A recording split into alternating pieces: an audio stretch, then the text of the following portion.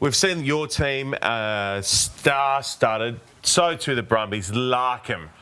This night, phenomenal. Well, he had this ability. He was incredibly angry, Bernie. Like he was so unassuming that when he ran, and again he looks like he was just going slow. Morgs, you'd agree with that?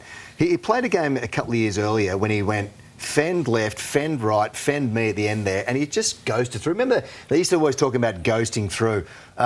He was in everything. Again, a great tactician. He was hard to play with sometimes because you didn't know what he was going to do. Like we used to have a rundown of sheet that we just went from scrum top left to bottom right, line outs top left, bottom right, blah, blah, blah. Everything was marked out. What do you want to do? But then you just had to go, Bernie, what are you going to do? And he would run across field and he would sort of show and go, and he would throw a 15-metre pass on the butt and that kind of stuff. He was a great player to play with, difficult at times. He played differently to any other 10 that's ever played the game. He could commit.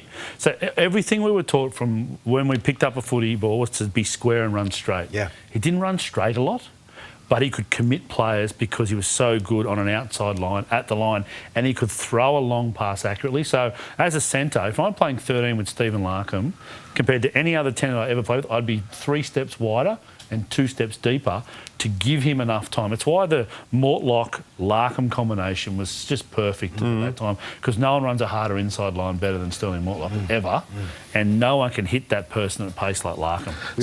I was going to say, remember when McQueen gave him a shot at 10 in 1998, I think it was, and he was a bloke sort of playing 15, and he would play 13, he would play 10, he could probably play halfback as well, and he just became this player who could just dominate.